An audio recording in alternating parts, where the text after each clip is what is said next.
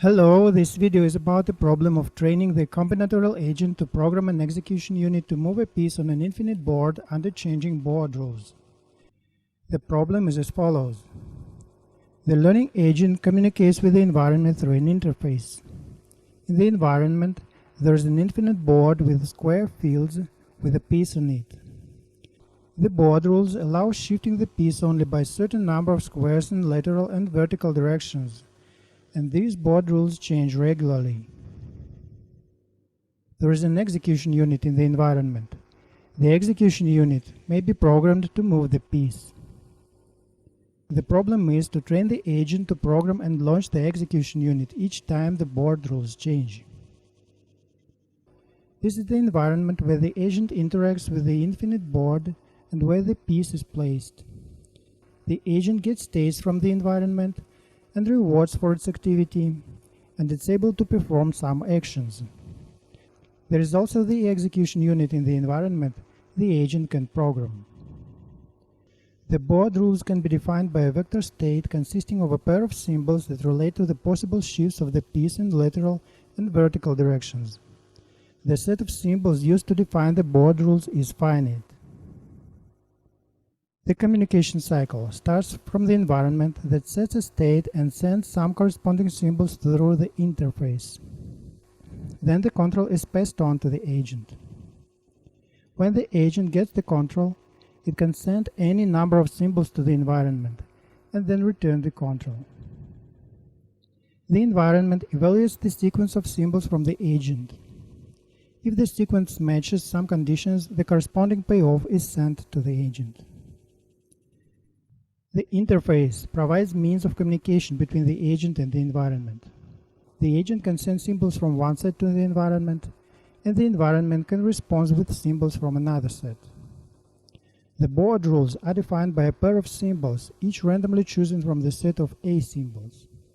And there is also a one-to-one relation between the A symbols used to set the rules and D symbols that can be used by the agent to make the move.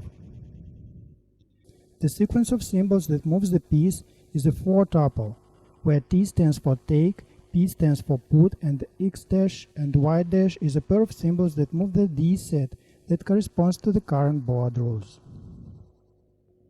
The execution unit is a virtual machine able to move the piece on the board when programmed to do so and launched.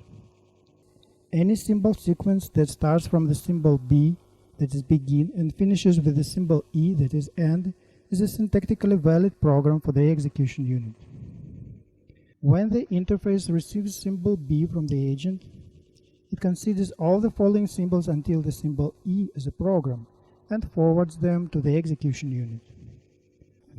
Once the programming starts with the symbol B, the previous program, either in progress of writing or have been written already, is erased. Symbol E without matching B has no effect. The symbol L launches the last written program, that is, executes the sequence between the symbol B and the symbol E of the last written program as if they were executed by the agent itself.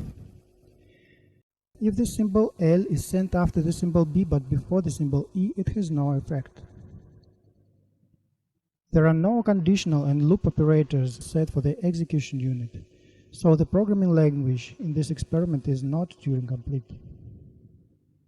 The agent's activity is reinforced by the environment. There are symbols that have prior meaning for the agent. When sent, they are treated by the agent as positive payoffs.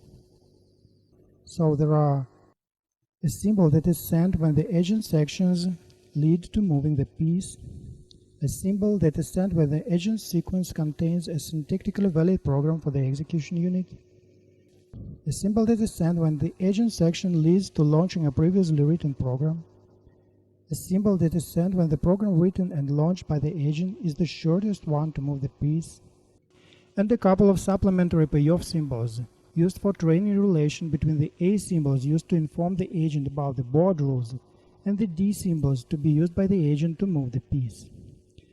That is, knowledge that the mentioned symbols are positive payoffs is prior, while the patterns that produce the payoffs are not priorly given to the agent. And the meanings of all other input and output symbols are also not priorly given.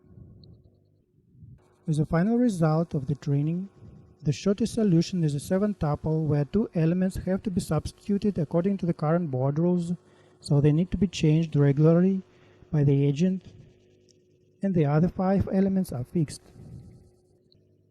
We estimate probability that the agent can produce the expected shortest solution at random.